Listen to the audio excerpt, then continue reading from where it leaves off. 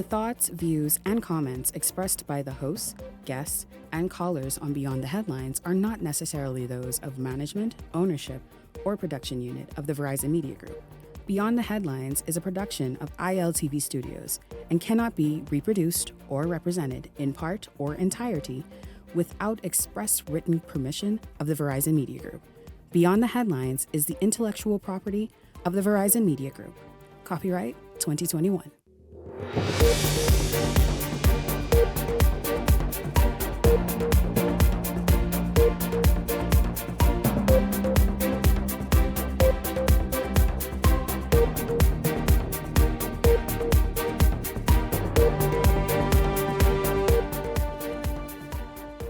Coming up tonight, a Haitian protest in the works. It's all that's trending all day. We get to the bottom of it tonight. Also tonight, the latest on that prison security breach that happened early Monday morning, and the Progressive Liberal Party unveiling its candidates for Long Island. We take a look at who they are, their strengths, if any of them are known, and what they've been up to this point. This is Beyond the Headlines. Good evening. I'm Shanique Miller. It's great to have you along this evening.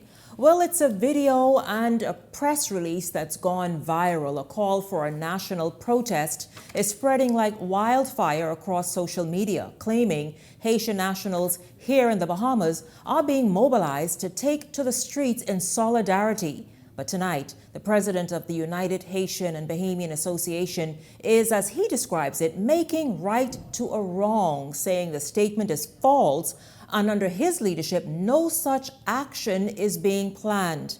We're going to go now to my guest, Michael Tellerin, president of the United Haitians Association, Bahamian Association.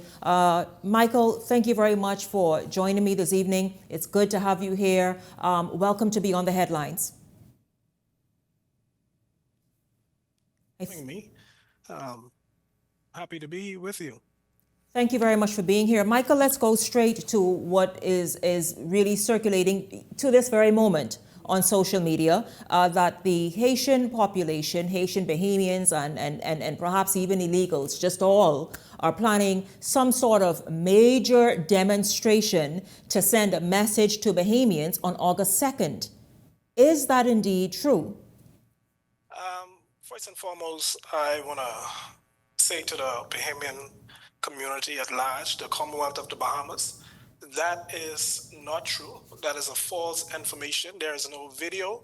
I have seen a information that was sent, and someone decided to use our organization as an scapegoat to share and to add fear to the community at large. But that is not coming from my desk nor from our organization.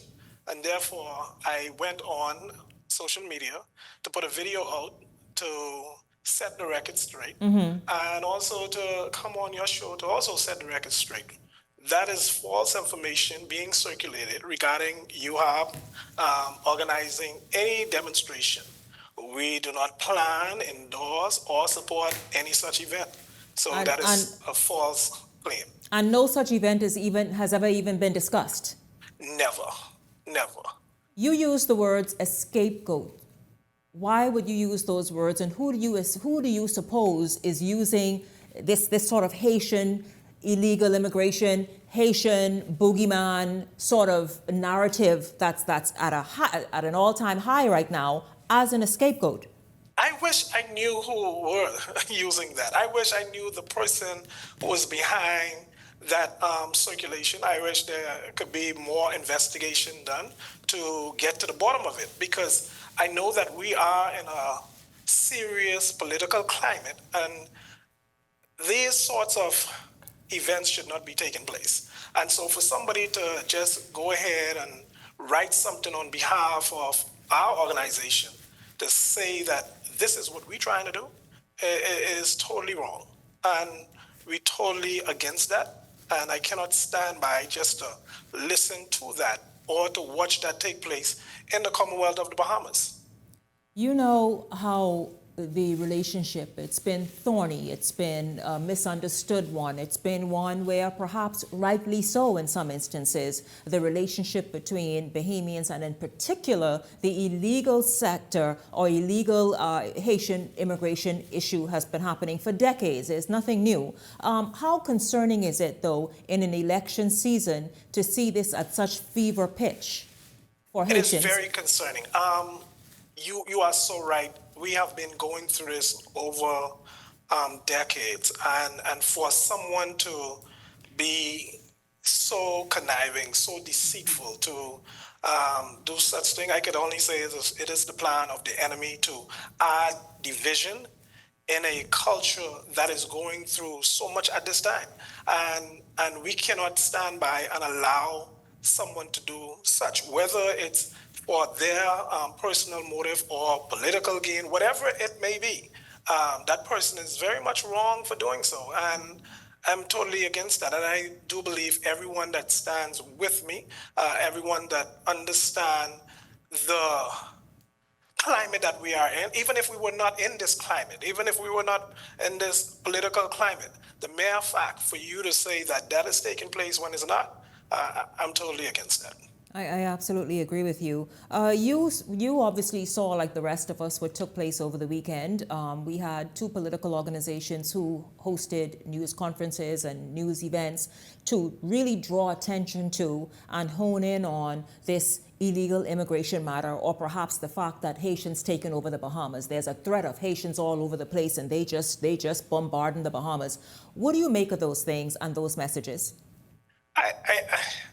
I tend to chuckle at it because the reason for that is, one, we are in a political climate, and every political party is going to do their very best to throw some stone and to gain political leverage by any means necessary. But what I would say, as each political party go forth in trying to get the support of the people, let's do that in a professional manner. Let's try gaining that support by not using any person or persons to gain leverage.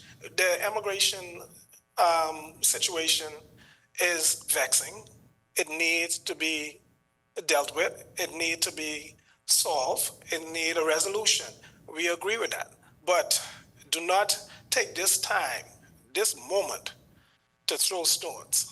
Let us come with correct facts. Let us come with correct ways of dealing with it and solving the matter, rather than putting fear, rather than inciting some type of the verbiage that I'm listening to now, I would say, is a verbiage that is concerning for me. It's very much concerning because when you listen to it, you are putting people who are at a place right now where they are frustrated, they are tired, they are concerned.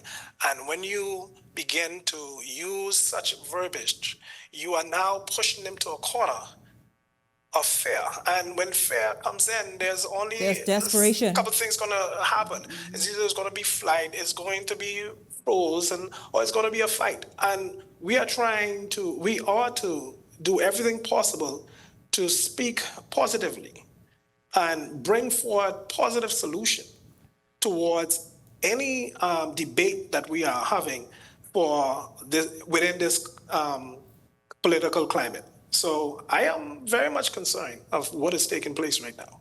What are Haitians saying, and whether they be of Haitian origin like yourself, you've been living here for many years, you are a contributing member of society, and there are many others like you. But again, I know when we spoke earlier, you say, Shanique, what's also bothersome, we all are angry with the illegal immigrant element of what Bahamas is angry and burdened by, but this lumping of everyone in a season that everybody is trying to score points in is also the thing that's vexing. It is, Shanique. You asked what are Haitians saying. I cannot tell you because I really don't get into the politics of what is really taking place, but I listen. But I mean, as president of your organization, aren't they reaching out and saying, Michael, hold up, man, you listening to what the people saying?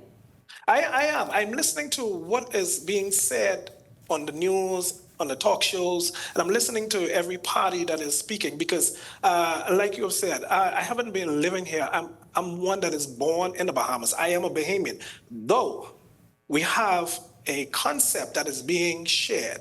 We have this narrative that is being shared, and we have to get to this place of having a proper conversation. You speak about everybody is being put in a lump sum. When we speak about the immigration situation, everyone is put in a lump sum as if this is Kong salad. Those who are born here, those who are legal, those who have permits, those who have a passport. I've listened and I've heard the number of issues. I've heard persons who are saying they are here to take over. And I asked the question, who are they who are taking over? They are here on the police force. They are taking over our government Immigration workers. and other Immigration. areas. Now, let me ask this question to the narratives that is being put out there. The person who apply, or should I go this way? To apply to become a police officer or an immigration officer, you have to be a Bahamian because it was set up for a Bahamian. And so if you have a Bahamian passport, you are a Bahamian. And so it's rightfully your duty to apply for a job. And if you are hired at that field, you are not hired as a Haitian. I haven't seen a Haitian that have been hired as a police. I have not seen it. I haven't seen an immigration who have been hired as a police. Every young man and women who are hired in a government institution, in a government position, they are Bahamian and they are contributing as Bahamian. They are not contributing to take over. They are not contributing to do anything but to do their part as a citizen of the Commonwealth of the Bahamas. So when the narratives are being put out there that too much of them are this way, too much of them are this way, it's sad. Yeah, and this appears to sort of peak every 5 years or so, eh? Every 5 years, and this season is worse than ever before. It is really terrible. And it's speaking from persons who know better, persons who understand better. And as we do have some issues that we have to deal with. Yeah, speaking of issues, the Michael. government is dealing with it. Right, I agree with you. There are many things, and I hope to speak with, in fact, last night I was hoping to have some immigration officials on. They did not show. But Michael, let's talk about where people like you are concerned, especially when you are lumped into something and it's cast and it's sort of painting with this broad brush over the entire, whether you are of Haitian origin, however you fall in that line. The fact is, areas like Harbor Island, there have been complaints there that, listen, the legal element is too much, or maybe Abaco in certain instances and other areas. What are your thoughts on that, on the legal element in the Bahamas, and how moving forward we can address that to ease the tension? We have laws in place, and we have persons that are working in those departments to regulate, to protect our borders, to ensure that, hey, the persons who are obtaining those jobs, the persons who are obtaining those documents have went through the right channel. And so if there is a loophole somewhere, we have to go in and solve that problem. We have to decide how we're going to regulate. If Harbor Island is a concern, and I know there's immigrations daily working day in and day out, and I salute them in doing their job. And so go and find out exactly what is taking place and how you're going to resolve that. But do not paint a brush or paint a picture that is not actual. And then when you come in power, whoever comes in power, you end up doing the very same thing for the next 5 years, and then we come up to the very same conversation again.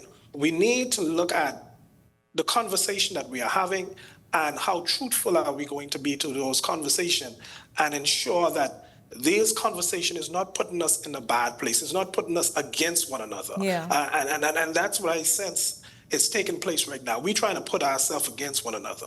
And the reason why I'm concerned, because I have 3 kids born in the Bahamas who are Bahamian. And because of their last name, and I'm happy that you call up my last name, Tellerin, because of their last name, the narrative that is being put out there, they will be a target. Wow. And they are behaving. Yeah. They're contributing. Yeah. Now, if they're doing wrong, deal with them.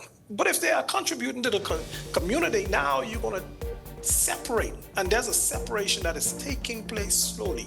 And that we need to solve. We need to get to the bottom of that. You know, deal Michael, with the illegal if you have to. Yes. I agree with that. But those of us who are behaving, those of us who have passport, those of us who are contributing, those of us who are doing our very best every day to contribute to the Commonwealth of the Bahamas should not be placed in the very same bowl with everybody else. Should not.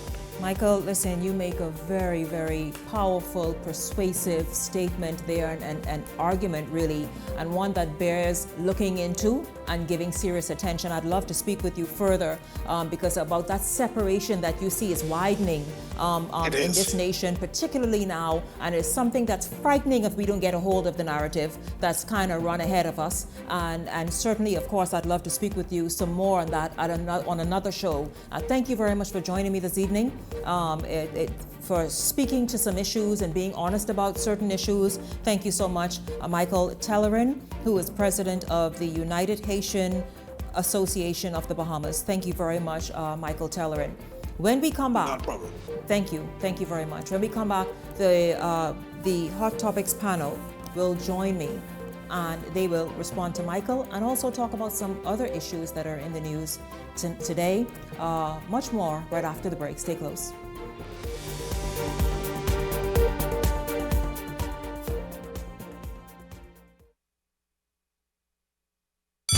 Shop early to get your uniforms and catch Janae's Uniform Center's buy 4 get 1 free sale. Pre-monogrammed and regular school shirts, dry fit and cotton polos, jumpers, skirts, boys long and short pants, PE shorts, underclothes, tights, socks, neckties, belts, sleeping mats, hair accessories, and character work desk. Get 50% off backpacks, lunch bags, and raincoats. Buy 4 school shirts, get 1 free. Buy 2 skirts, jumpers, or pants, get the third 50% off. Need embroidery and monogramming done? Visit Janae's Uniform Center early. Beat the back to school rush. Janae's Chesapeake Road back to school special.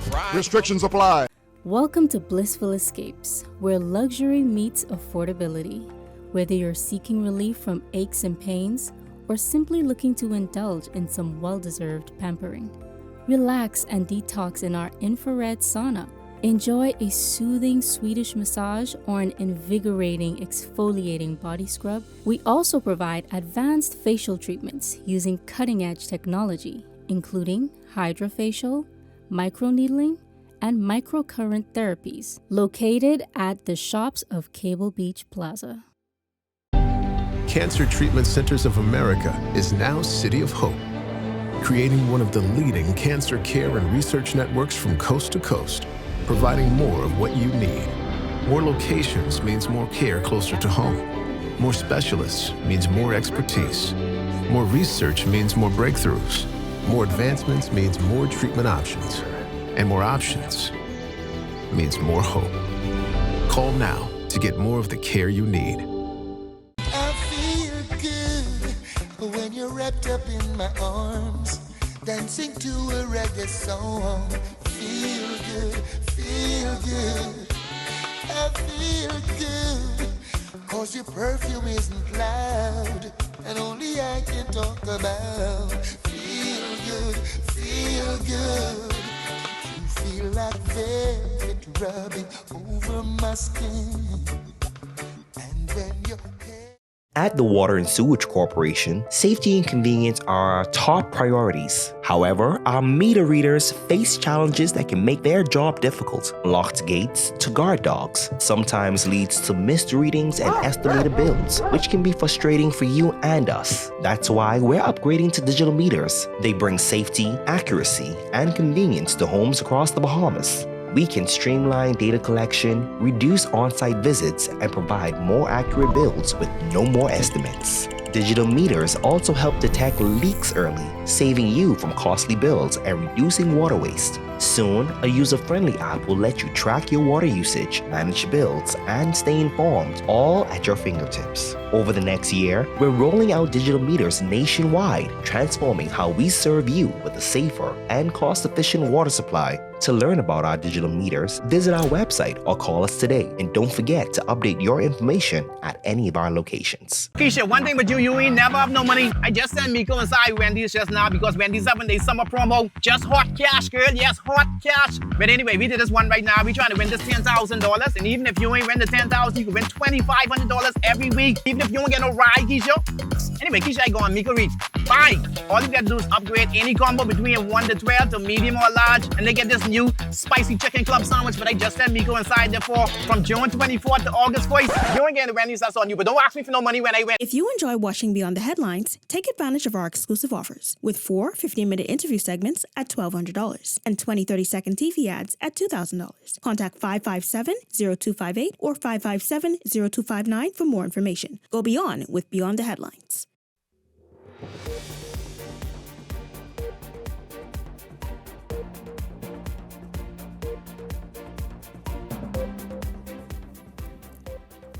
Welcome back to Beyond the Headlines. It's good to have you tuned in this evening. If you missed it at the top of tonight's show, I spoke with the president of the United Haitian Association of the Bahamas, Michael Tellerin, and he really talked about how he feels about this narrative that's now just gaining momentum and heat at the same time, and that is the narrative of being overrun and while none of us dismiss the illegal Haitian immigration situation or the illegal Haitian situation, but what he is saying is there are Haitians, there are Bahamians, there are people of Haitian origin, however you call that, in this nation who are legal, making a contribution, are upstanding citizens, and they are concerned, they have had enough, they're tired of the rhetoric, and something must be done to sort of just bring about some level of mutual understanding. I'm going to now bring my Hot Topics panelists in. Welcome to Beyond the Headlines, contributors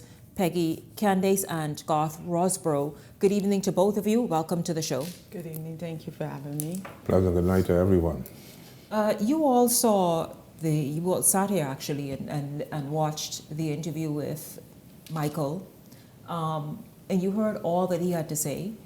Your thoughts on how this has reached a boiling point, and Bahamians on the edge of their seats, almost ready for riot, and we're not dismissing the legitimate concerns, but as he said, this has gotten to a place where it's unsafe for everyone, basically. Good night. Thank you so much. Good evening, Bahamas. He was clear as he articulated his position, and the fact that he recognized that this political season is worse than any we've had before, and that is, I agree with that statement.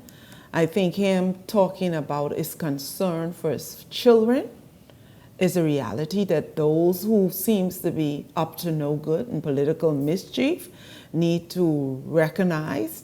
I said to somebody today that this island that we inhabit is too small for what they're trying to stir up, the tension that they are creating with these false information that goes viral almost immediately. Mm-hmm. And even after correction is made, even after you circulate something that's say a fake news or false statement, it is still being ignored by some and being shared. The original fake news is being shared. And what I want people to consider what you want to create. And not just for political mischief or political gain, but the damage that could be caused to homes and lives and businesses if what you're storing up come to pass. And I also join in with the gentleman and asking the leaders of those responsible to pull your soldiers back. Now, we can pretend that we don't recognize, because if you're in social groups, mm-hmm. WhatsApp group, you know who these individuals are. You know which party they're pushing. And so you recognize who's sharing this information. Mm-hmm. And so to appeal to the leaders of these individuals to pull them back, trying to cause mayhem in hopes to dethrone the current administration It's a bad idea. It is a very irresponsible thing because you have to look out the eventual fallout. If this island nation has political tension, if there are riots and possible deaths due to what is being created, it will affect all of us in the negative. It will. Which tourist won't come to somebody who playing crazy, huh? And so you have to look. Excuse me. You have to look at the bigger picture than your selfish political desire.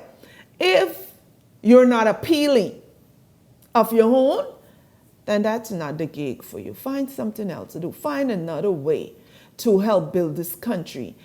Find another way to contribute to your community. Not everybody needs to run. Well, this conversation is, for me, very interesting. Immigration in our country is actually a result of a much larger issue. It's very easy for us to battle against that which we could see. But the truth be told is that the immigration issue is not just an issue that stands by itself. It's an issue that lies within the heart of every Bahamian.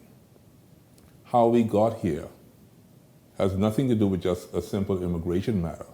As one British man said, they're stealing our jobs. And so he then said, they're also stealing the requirements for the jobs.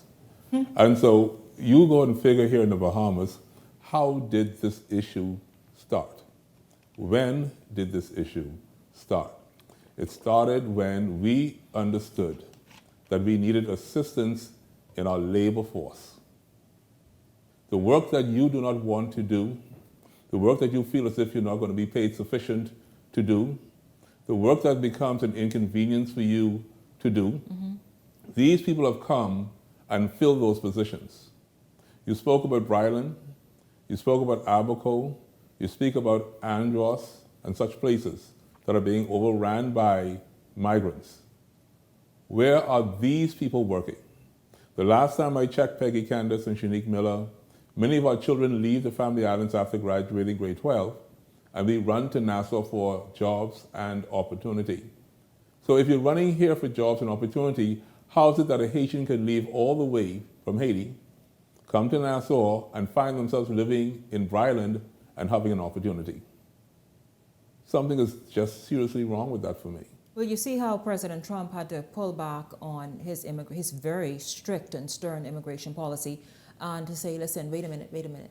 Okay, farmers and those who work on farms, they can stay. Those who work in the hospitality industry, they can stay. Because again, it's almost the same thing. Yeah, you bet right. Many Americans don't want to work those menial jobs any longer. And so you're right. I mean, maybe, we are partly to blame. We also partly to blame perhaps in being very slack. I mean, very slack and not enforcing many of our laws, not being as strict as we can at our borders. And then remember in 2010 when we had sort of an open border policy for a moment after the earthquake in Haiti, many came in because of need at the time. And so it's just so many things that have happened that perhaps have been allowed to go on overlook and now gotten to this point in this place. And yes, and listen, this show is not dismissing the illegal immigration problem in the nation. But there's got to be a better way and a different way, because if we're not very careful, we will have a riot or a war on our hands within our borders, something that has never happened before. This is not the narrative this is not the narrative to drive, to continue driving and pushing to the edge. But Shanique, I said it yesterday, and there were individuals who took exception to what I said. I said it is more than illegal immigration or migration. This narrative is being pushed against the Haitian national. And this is a conversation that we cannot skirt around. If we're gonna be progressive in this conversation to resolution, we have to be honest in our communication. This is not a narrative being created at the Chinese or Jamaican or the Filipinos. There's one group of people, and for the life of me, I do not understand why there's such a disdain for the Haitian community. Several reasons. We hate each other. We don't like poor people. As much as we figure they, the haves or whatever, but we don't like poor people. Then truth be told, they are a burden in many aspects in our society. Then there are Bahamians who feel as though they are becoming too powerful in education in terms of the students of Haitian descent are outperforming the Bahamian ones who are just sitting there twiddling their thumbs in the classrooms. And so there's so many reasons why Bahamians have this ire against Haitians. It's hypocritical. It's very hypocritical. I myself, I have no issue gardening or manicuring my yard. So here I am, I'm working outside of my yard, and the Bahamian says to me, "Hey boss, you don't give me that job, eh?" Okay, you want the job? How much you pay me, boss? I say, "Man, I can give you $100, $120. He said, "Man, that's too much, man, just throw me a blow." Okay, start cutting. And what's a blow? And so he's cutting the yard. And 2 hours later, he has done some work, not much. And the sun gets hot and he says to me, "Boy, Chief, I got a little emergency. I got to run, but I can be back tomorrow to finish this." That part. So I say to him, "Okay, tomorrow it is." He said, "But you can't leave me until 58. I will get something to eat and, give me something to drink." And, I said, "Okay, here's your $50. I never see him again. The yard still isn't cut. You go through 2-3 Bahamians and the yard still is not cut. Now, the Haitian that I would use doesn't have a permit or a work permit to work for me, but he is legal because he has a permit to work for Shanique. So Shanique's worker, who has legal rights to be able to work, I borrow him on his time off to cut my yard. He cuts my yard in 4 hours. It's done extremely well. I give him the $100, and the reason why I give him the $100 is because when I go and do a beekeeping job, I make $400 in 3 hours' time. It takes him 5 hours to cut my yard. It only makes sense to me to go and do the beekeeping job, give him $100, and I got $300 in my pocket. It's economics. It's math. It makes sense to me. We inherited this sense from those who first brought the Haitian people here in Abaco. This is just the way it is. We got this sense from those people who were slave owners. They knew how to work people for little or nothing. It only makes economic sense. And so now the masses are here, and each one of us has my own Haitian. See, your Haitian goes back, Shanique, not mine. I need my Haitian to do my dirty work. And if we took my Haitian for the population of Bahamians, which may be 200,000, that gives us at least 40,000 Haitians that are here working as my Haitian. My Haitian got to have a wife like you got to have a wife. He got to have 6, 7 children. That's what they do. They populate. This is why we have a crisis, because of my Haitian. If we want to complain, if we want to fight, we first have to complain against ourselves. We first have to fight ourselves and say, you know what? The opportunity that exists for my Haitian, if all of us were to do the work ourselves, we would not have an immigration issue. And there's a group that is being overlooked in this conversation. Children born to Haitians. And this goes years and years back. How they must be feeling in the midst of, they are by right Bahamian. Some of them have obtained their Bahamian citizenship. Some of them know no other country. At the age of 18, yes. Yeah. But they know no other country. They're grown now. Some of them are in their 50s. But we have made them subhuman. Yeah. But how do now, we talking politics with this now. How do you imagine in the dryness of your brain that you can attack a group of people and their offsprings and then don't have feelings, and then go to them for their vote, for their support? Are you mad? And I think about this. Are you people even thinking this through, or is just likes and shares? That's what it is. Chad, please. Well, it's an ongoing discussion, Shanique Miller and Peggy Candace. It's not one easily solved because, like I said, it starts with us. We have to have a whole generation that we educate for the future that says, you know what, you can have a landscaping company and you will earn $80,000 a year or $120,000 a year. We need to have a generation we can say, you know what, as a fisherman, you make $150,000 a year. As a boat mechanic, you make $110,000 a year. If you're going to work in the office in human resources, you can make $80,000 a year, or a lawyer. But these things have to be made plain to children, actually in elementary school, that you can now have a career path It's going to change the labor force in this country, and thus it will reflect on the immigration issue. Absolutely. Of course, we know this is going to continue, this discussion, hopefully in a more responsible way moving forward. And while we really address the real issues, like maybe corruption in the Department of Immigration, like the illegal immigration problem, all those are real issues. But again, we must do so responsibly and respectfully. You heard Michael Tellerin. Those are people like him who feel cornered. And when a man feels cornered, he becomes desperate. Mm-hmm. Mm-hmm. This is Beyond the Headlines. When we come back, we're going to shift gears, talk about that prison security breach early yesterday morning. Then we now know the people who are vying for the PLP's ticket in Long Island. We talk about them when we come back, right after this.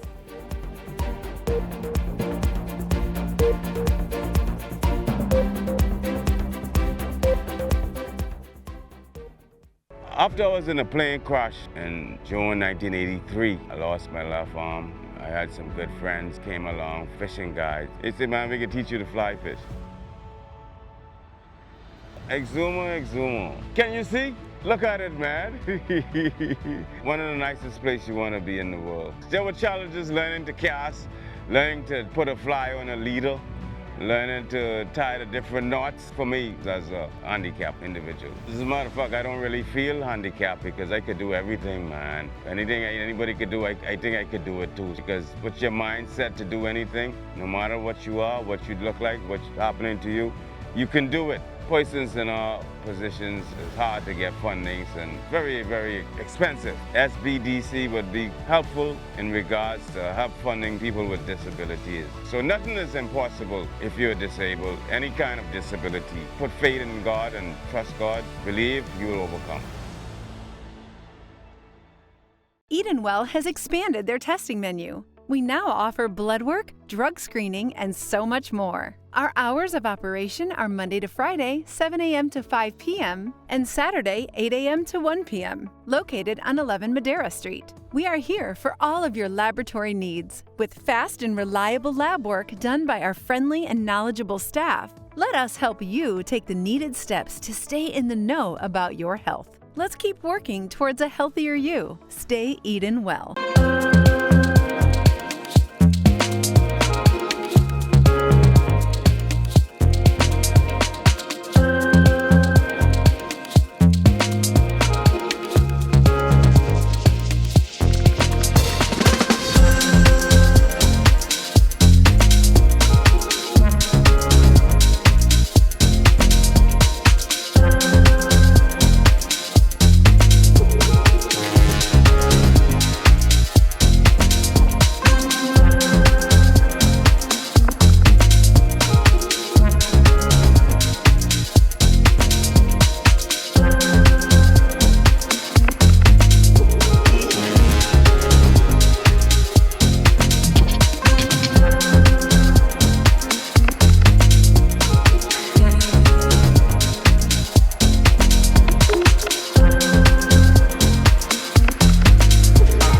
So you want a space, but not just any space. You need something with a little more potential. So how about 1,000 square feet of room to play with? Superb audio and video production capability, digital LED wall, full lighting grid, and about 124 seats to accommodate a full studio audience with so many other features. Make us your home for your next concert, conference, and so much more. Honestly, the possibilities are endless. Here at ILTV Studios, we'd love to bring your next event to life. So what do you say? Do you want our space?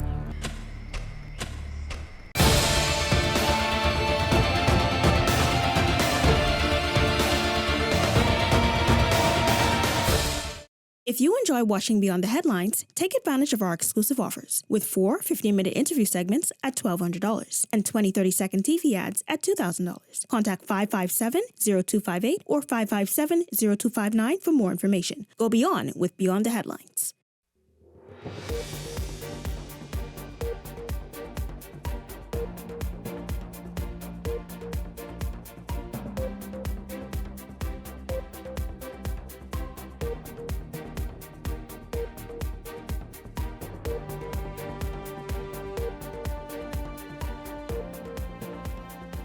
Welcome back to Beyond the Headlines. We're going to start this segment with the story that we told you about last night and one we will continue to follow. It's the breach of security at B-Docks early Monday morning. Tonight, Minister of National Security Wayne Monroe backing security protocols at the Bahamas Department of Corrections following the early morning shooting on, as you all remember. Sources say a man attempted to smuggle contraband onto the compound, fired shots at a prison officer on duty, who then returned fire with his service weapon, hitting the man before the man ran. Eyewitness News posed the question to Monroe on safety of the officers and residents at B-Docks, where he emphasized that the culprit got away. The quick interception by officers demonstrates efficiency, and with a new facility set to be constructed, security levels will be even more advanced.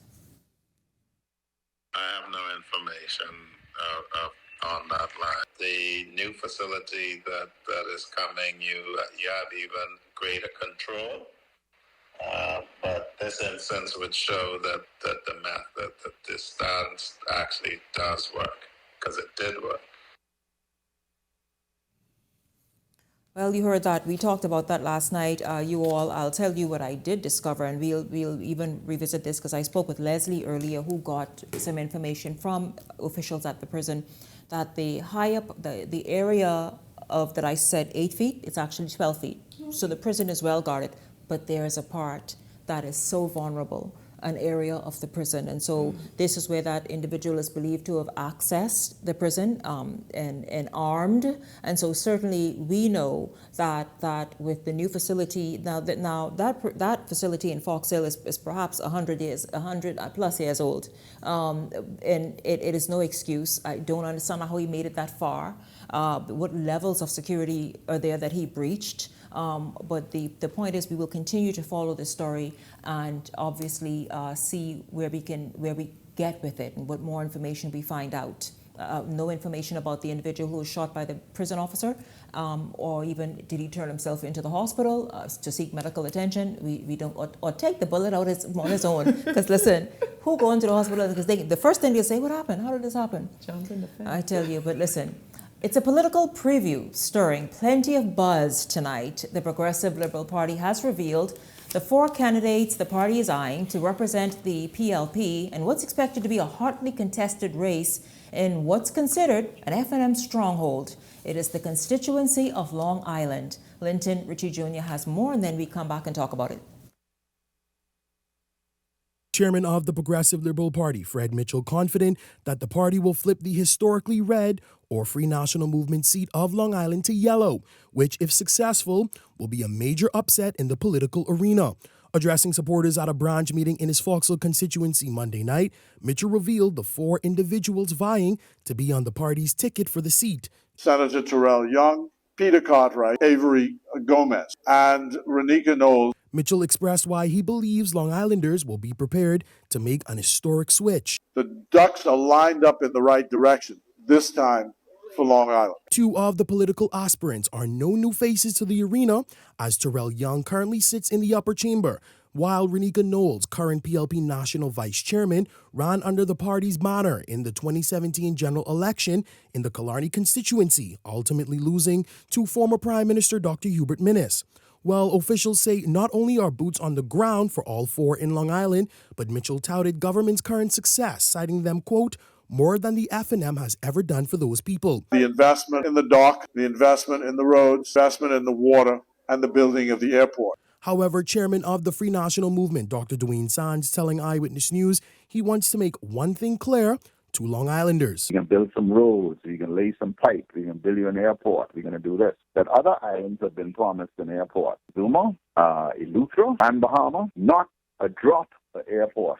But with numerous contracts inked by government and campaigns already on the ground for the PLP, what moves are the opposition looking at? Constituency by constituency, island by island, we are working to identify candidates, in some instances incumbents, and other instances not. Meantime, Adrian Gibson still holds the seat for the F&M as Long Island's Member of Parliament. And as for who will win the PLP nomination, no timeline on candidates has been revealed yet. Linton Ritchie Jr., Eyewitness News. Well, first of all, what do you all think of the candidates for Long Island. Peggy, you jump in. Just jump in. Listen, couple of things. The PLP is organized. There's no guesswork and who the aspiring candidates are. There's no great secret like the F&M aspiring candidates was secret for a long, long time. They've been rolled out by their chairman. So the order and decency presenting these, and not to mention the good-looking guy, I don't know. It's all very pleasant. One of the things that I would like to address is the notion that Long Island is still a safe seat for the free national movement. I've been hearing otherwise, and I've been hearing that from some aspiring candidates in Long Island for the free national movement. You know, people used to talk about with me about those things. There are people, well, obviously there are. We're not quite sure who they are, but you're saying some of the aspiring candidates for the opposition also are putting their feelers on the ground and coming back with reports. that it is no longer considered, or you can be relaxed, as F&M saying, like, if you get the nomination, it's almost a sure thing. They feel that it's definitely not. And I don't know if any of you have heard the Voice now doing the Long Island Regatta, where Long Islander was highly upset that former Prime Minister Hubert Ingraham came on the ground with aspiring candidate, Dr. Andre Rollins. There you go, Andre Rollins, and they was offended by it. You cannot tell us what to do and who to choose, and you know Long Islanders, and I'm almost quoting, you know Long Islanders, if you don't give us who we want, we'll vote for who we want anyways. And so Long Island, I'm proud of you. Do not be a sure thing for anybody. Let them earn your vote, let them earn your respect, and then to mention the number of things that are going on in Long Island. And I think that the PLP has been strategic in focusing. I think they want to break the notion that Long Island is F&M safe. And so they have been intentional, and the projects and the signing of contracts for the road, the airport, and if we could only now get some work started, and as a commitment to the people that is more than a political plot. Well, this is what F&M Chairman Dwayne Sands said. Say, listen, hold up, y'all. Long Island, slow your roll a little bit. Let the work start. Don't tell him they never started. Tell him, talk about what you did and you plan to do. Then come talk to us. I only wish I could go on vacation right now. You know, Shanique, your show's just getting too hot, and I'm looking forward to vacation next month because you're trying to get me in trouble. Listen. We're speaking about Long Island, Shanique Miller, and Peggy Candace. You people who are there listening to the show, thank you once again for tuning in. I'm a fair man, I'm a just man. We're in Long Island. We heard from the chairman of the Free National Movement, Dr. Dwayne Sands. I'm going to ask a question. I'm not the host. Shanique is the host. Peggy, you are a guest like I am. Yes, I am. There is a sitting member of Parliament for Long Island for the Free National Movement right now. Yes? Yes.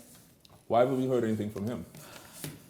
Because he's controversial. Why have we not heard anything from him saying that, you know what, I'm going to fight for Long Island, I'm going to run for Long Island again, I'm going to make sure that all the promises that are to be given to Long Island, I will be the person that will deliver this for the Free National Movement. The truth be told is that Dr. Dwayne Sands is only speaking hypothetically about dreams and ideologies. And come on, man. We're talking now about the reality of life. Yes, we're waiting for the PLP to do these things. Yes, the PLP is now positioning itself to bring forth candidates that can consider doing the things that are going to be laid out in a very decent and an expeditious way. Free National Movement, you still have not yet selected all of your candidates. You Free National Movement people, you have not even given us a good 17 as yet. Not even a good 17. Garth, don't be unfair. I am being very, very fair right now because, you see, I keep saying to this party, if you're going to say anything, first get yourself together. Yes. You understand? You cannot say anything to me if you're not together. The Progressive Liberal Party has 32 sitting members at this present time. If they were to run again with only 32, they still win the next government. How can you build a port, an airport, a bank, pave roads, with just 5 of you? Because there's only 5 of you right now, and this Adrian Gibson guy, we ain't sure if he can make it. That means there's only 4 of you. What are you going to do in 2026 that's going to impress us with 4 people? Well, Let me hear this. We know certainly the F&M is obviously looking for someone in Long Island because Adrian Gibson more than likely will not offer based on the fact that he's tied up elsewhere. You all know that. That has been headlines now for a couple of years. And so certainly that is what that is. I've learned in the 17 that you'd never know. What happened? In the first 17 of the Free National Movement, Peggy, you never know what is coming from the Free National Movement. Listen to me. 2021, the Free National Movement had a convention where Michael Quintard became the leader of the Free National Movement, yes? Yes. That means that he was the leader not only of the party, but of all of the associations that were connected to the Free National Movement, yes? Yes. His first call should have been to call every association with the ambition that they become extremely active, extremely attractive, and have people to join those associations bringing their monthly dues. This would then go ahead and garner finances for the Free National Movement for 3 to 4 years, easily $4 million. If each constituency is bringing in anywhere from $3,000 to $5,000 a month. That would be the mandate I would give if I was the leader. That way I would have the cash necessary to do public relations for my party, and I have the cash necessary to be an attractive party with PR and everything else. I have not seen that from this party. You know what I've seen? I've seen that for 4 years. You know what you wasted your time on? Minutes. No, minutes. Minutes. Instead of going to trying to get some money, you waste your time on minutes, and you're hoping that someone's going to donate this money to you so that you can have a campaign that can beat an already well-funded Free National Movement. And now you are upset that it's possible that Sebastian may even be a part of the political party. Listen to me, y'all are dropping the ball. I keep telling you all this. Y'all are not focused. First, get your money, then get your PR, attract the people necessary to energize your machinery, and you have a chance to win the next government. The COI has done a much better job than you. I just got to tell you that. Speaking of Sabas, the show ain't quite over yet. And go shake him to wake up. Okay. The show ain't quite over yet. Go ahead, Chini. Speaking of Sabas, in the minute, look at Justin, that's disrespectful. In the last minute that we have, you all have been following everything that took place. We talked about it last night. You all saw Sabas's response today. That also went viral. Our thoughts? Go ahead, Pig. Quickly. Masterful response. I mean, one poster in a WhatsApp group said they read it about 10 times and was brought to tears because he spoke of the Bahamian story. Yeah. And it was so inspiring. I mean, hate is gonna hate. The Bible says we need them for God to bless us in their presence.